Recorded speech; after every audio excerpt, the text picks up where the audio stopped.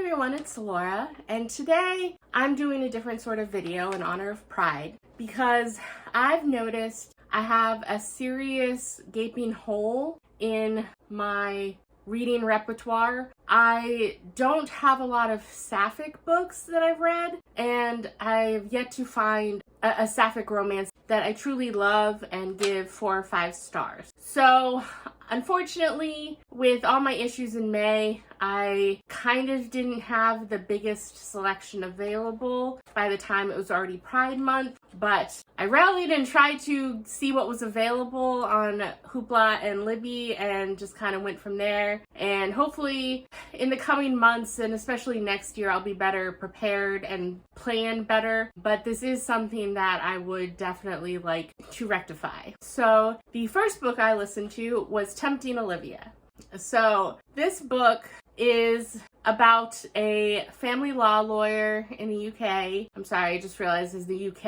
I think they differentiate it. She's a solicitor then? Anyway, she helps counsel people on divorce, and in walks her favorite movie star, Kate. And Olivia, she is a very interesting character because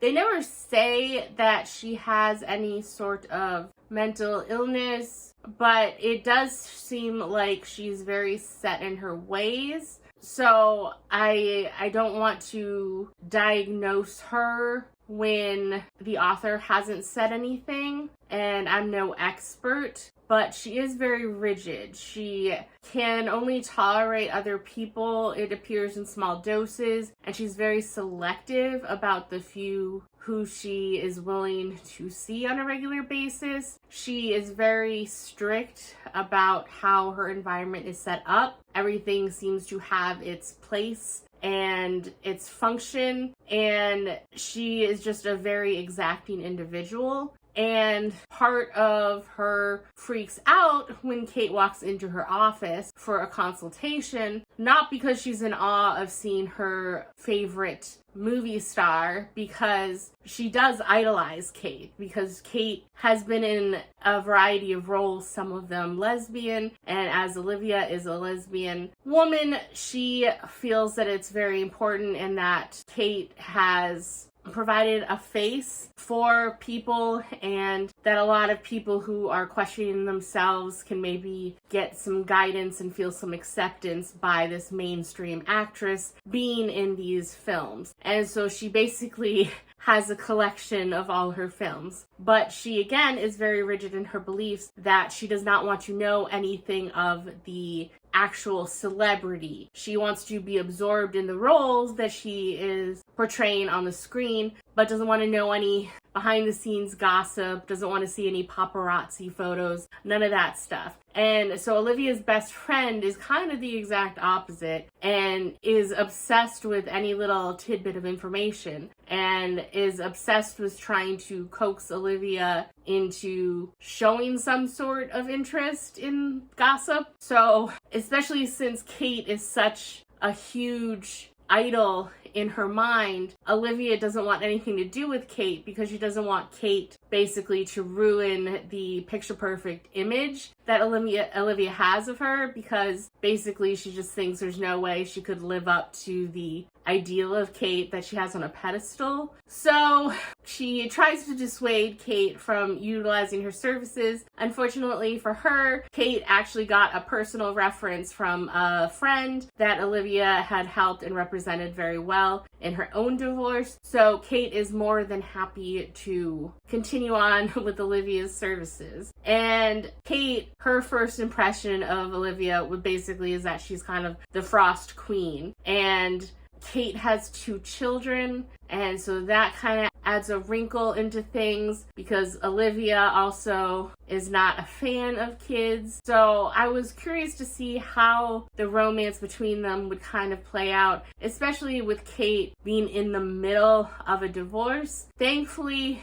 it's not like Kate is in a moment of upheaval or that this is at all unexpected. She has been separated from her partner for a long time. I don't know the exact rules in the UK, but I know here in the US, some states may require a period of separation, although the length could vary place to place, before they'll even consider a divorce between people. I don't know if the UK has something like that, or if that was just Kate basically getting all her ducks in a row so that there was absolutely no way that her divorce could be contested. But what bugged me a bit is what happens with a lot of other romances I've read. It did feel very insta-lovey. And on the one hand, I could understand if Olivia, at least internally, I fully buy into her being a professional and not letting any of her feelings show and just maintain the rigid ice queen persona in front of Kate. But we are in her head, and I would understand if you've seen this actress on screen multiple times and you see her in person, that you could be blown away at just how amazing she looks in person, and kind of blown away like that, almost in a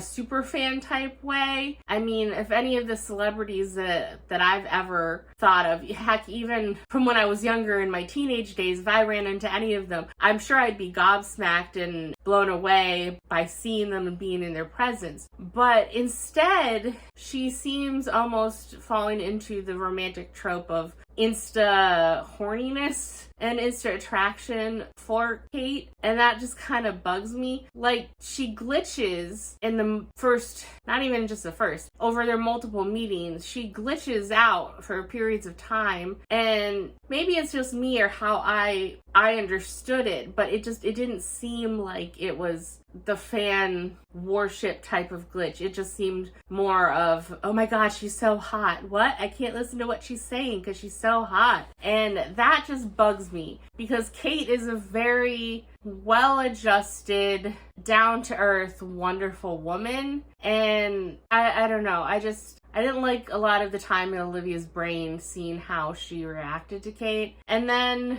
my biggest issue, I do ultimately like them together and how they kind of balance each other out. And so I was rooting for the romance, but I was so pissed off at how it happened, because Olivia is in charge of Kate's divorce, and Kate is a very public figure. And instead of just waiting the time until the divorce is finalized before starting anything, do they do that? No, they just jump right in. Do they keep everything behind doors of one of their houses? No. Is that so stupid? Yes. And both of them are very intelligent women, and that just pisses me off to no end. So that bugged me. And then I hated how everything was wrapped up. I don't want to go into too much detail and spoil anything with the plot, but complications arise in Kate's divorce, and you see things start to happen as a resolution,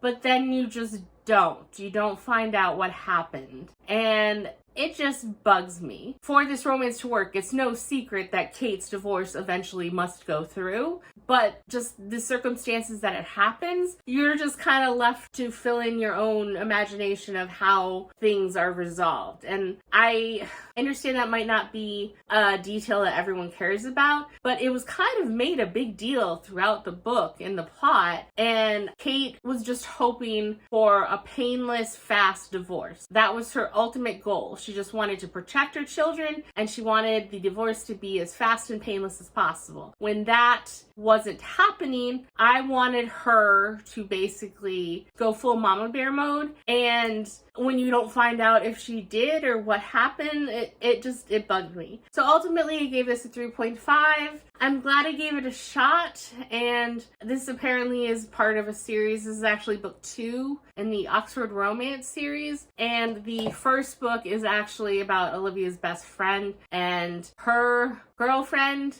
but having seen them in this book, I honestly am 50-50 about whether or not I want to go back and read their book. And from what I understand, the third book is actually Olivia's mom, and I don't know about that. So this might be the only book I read from this series, but I'll hold off on making that final decision until another date. So 3.5 for the first book. Then the next book I read was On the Same Page.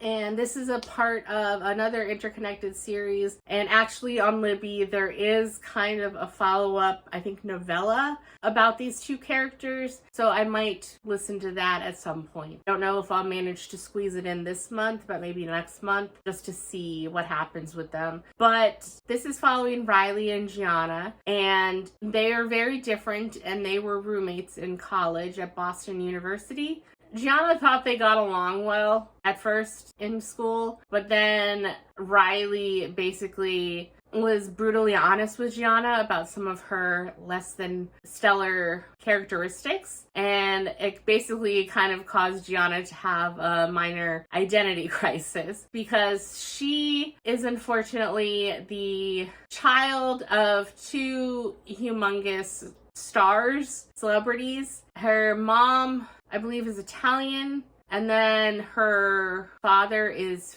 Finnish because she's trilingual, and her father is a fashion designer, so there's certain times where he talks about new collections that he's doing, and then her mom is in different movies, and so unfortunately they were both very self-involved and pretty absentee most of her childhood. At a rather young age, they dumped her on her grandmother, and that's where she learned Finnish, and she speaks Italian to her mom. So she was raised with her grandmother for a while until they, again, without her consult or input, decided to send her to a boarding school in the US, here in New England, and she's been here ever since. So she graduated boarding school, and then she ended up going to university here. And she is very wealthy from the monthly allowance that her parents give her, and she's very beautiful. She's very statuesque. She's tall, thin, toned, blonde, drop-dead gorgeous, and she knows it. And she's one of those people that everyone is dying to be around and use her status to get into all the hyped nightlife spots as college kids. So she's kind of a regular on the party scene. And Riley, on the other hand, she grew up in a family that has very complicated dynamics. It was her parents and her twin sister. And her twin sister also has a romance that I believe is book 2 in this series, but they're already established by the time this book comes out. I don't know. I could have got the orders wrong, but I was pretty sure when I was reviewing before I started filming that this book is book 1. So her twin sister, though, is at MIT, and she's very blunt, and she's very scientific, and she's very honest, and she doesn't seem to pick up on a lot of the social cues of normal everyday interactions. Her and Riley are very close, and they get along very well, and they do spend time together, but they are very different individuals. And Riley is basically trying to be a producer at a news station, and she has this idea about how to better incorporate social media into the structure of their organization to bring in new, younger viewers and get their numbers up, and at the same time do her best to somehow make educating the younger generations about current events more accessible and not as boring. So that's her dream goal. And then Gianna, nowadays, after college, she has basically become, I don't remember if they say it's specifically YouTube, but she's basically an internet celebrity, and she has videos, and there's a wide variety of content that she does, from trying different things to different vlogs and testing products. So it seems just like her personality and charisma is more of her brand than specifically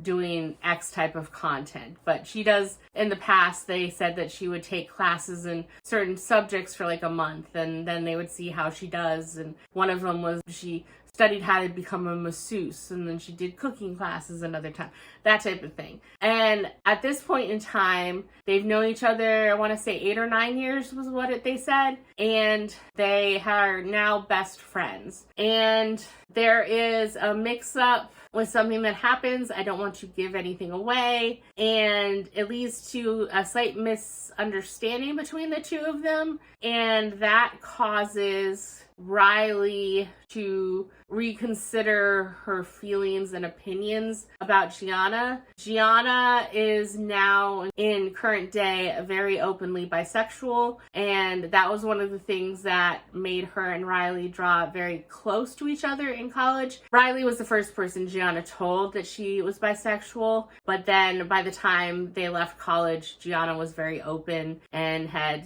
tried romances with both men and women. And at this point in time, Riley is still considering herself just heterosexual, but something happens, like I said, and she starts reconsidering, and she finds that she does have a growing attraction to Gianna, and then situations ensue, and I don't want to go into more detail because that kind of ruins the entire plot of the book. But my main thing is that this is a personal thing. I have extreme secondhand embarrassment whenever I watch media or listen to books. It's something that I really wish didn't bother me as much as it does at this age, but I can't help it. When I watch characters in movies or TVs that do something that I know is going to be embarrassing for them, I can't help but cringe and consider, should I fast forward through this part? But no, it's probably important. And that happened twice in this book. And I paused the first time because I knew something was going to happen, and I was waiting for it to happen and the embarrassment to come. And it didn't turn out to be as bad as I expected, but I did pause it in anticipation of that moment the first time, and I kind of walked away from the book for about an hour or so because I didn't want to continue, but I knew I needed to get through the book. So I couldn't give this book too of a high rating just based on that. And again, I don't know. I had some issues with Riley. Once she realizes that she's attracted to Gianna, she also, just like Olivia, has those dumb moments where she just can't keep her shit together, and that just kind of bugs me because I understand mentally freaking out, but where there's multiple times throughout the book where Gianna will be saying something to her and she just completely missed what Gianna was saying because she's just, wow, how hot she is right now. And I don't know. So ultimately, I think they make a cute couple in the end. And especially with kind of being an internet celebrity, and especially for how she was kind of used for her second tier celebrity status when she was just famous for her parents, I appreciate that Gianna found someone in Riley that truly loved her for her, because everyone deserves that and not someone who's just seeking clout or financial gains. So I like that. I just have qualms about how their romance developed and the embarrassing moments that I talked about, and I don't know. So ultimately, I gave this book a 3.5 as well, and I'm upset that I didn't like either of these more, but what are you going to do? And then the third book I listened to was Charm City. This was a book about Taylor and Carson, and Taylor is an event planner and she has a struggling business. So she is trying to think up of unconventional ways to expand her business. And one of them she has is to contact the local bar. And unfortunately, I didn't really pay attention. It just said Charm City in the Libby app, but this is actually a novel that takes place on Valentine's Day. So her plan is to basically take over this bar for like 2 hours a night for a week leading up to Valentine's Day, doing different events and promotions, and that the bar will come up with specialized drinks for each night, and then they'll have the different events. They'll bring in more customers for the bar. They pay a fee each night, and the bar gets so much, and then Taylor gets so much. And when the bar owner agrees, then the bar manager, Carson, is not too pleased with this arrangement because she doesn't like all this fake, phony romance shit. and she is very grumpy about it. So this is where my issues start with this book, because she immediately judges Taylor when Taylor shows up, because Taylor, I mean, obviously Carson can't know everything, but like I said, Taylor is trying to save her business. So she tries to put her best foot forward, shows up dressing professional, and in her head, Carson immediately makes fun of what Taylor is wearing to a bar. Why would you wear such nice clothes and heels to a bar? Because she's trying to make a great first impression. And then she, despite the bar manager saying that their sales are down and that they could use the added business, they don't know how much longer they'd survive. Carson is basically resistant to this whole idea, and she gives Taylor attitude about everything. I mean, she fulfills her basic duties and comes up with inventive drinks, and they actually give the recipes for the drinks in the book so that you can make them yourself if you want. So it's not just, Taylor said at one point with like Carson's attitude, she thought that she would just be like, oh, here's some vodka and Diet Red and there's your specialty drink. But like, no, Carson does fulfill that duty, but she gives Taylor attitude every step along the way. And then she's open about not being great at checking email, even though Taylor has sent emails with all the plans she has for the events. Carson doesn't check her emails regularly and so hasn't reviewed the plans, and automatically assumes how heteronormative all of the plans are going to be when, for example, the first night she's going to kind of do like a speed dating mixer thing, and Carson gives kind of some attitude about it, and Taylor had set it up with, no, we're going to do it, some people have issues with one-on-one, we're going to do in groups of 3, and it doesn't matter what gender you are, and you don't put down gender or what preference you have, just meeting people. Hopefully you can find someone special. If not, maybe you can make some friends. And she's just kind of structuring it that way. So she's thinking things through, and Carson is just assuming the worst without any justification or grounds for it.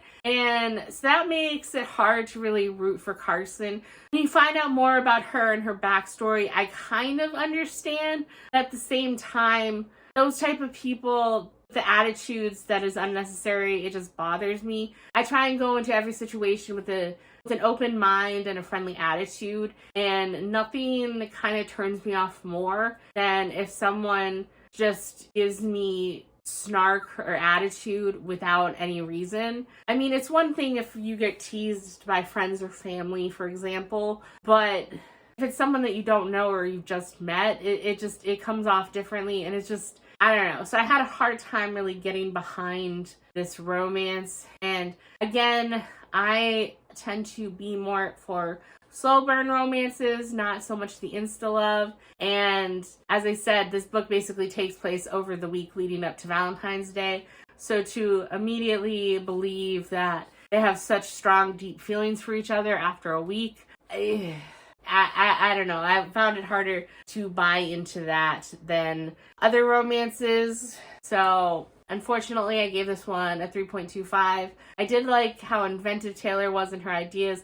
I did like Taylor overall in general. And I did like the setup of the book. But I do almost wish that, I don't know, romance books are different. Because if this was like a fantasy trilogy or something, seeing their romance develop over multiple books, like if she comes back and were to do, you know, St. Patrick Day events or then 4th of July events, and then see their relationship grow over time, something like that. I don't know, but I didn't like this one as much as the other two. And Carson does get slightly less prickly by the end of the book, but not by much. And I know some people are just like that, but I just didn't find myself rooting for her as much as some of the other characters in the other books. So those are the 3 books that I managed to read so far. I've been busy reading a lot of other things this month, so I think that's probably going to be it that I managed in June. But I will continue the search, and hopefully when it's not so last minute, just trying to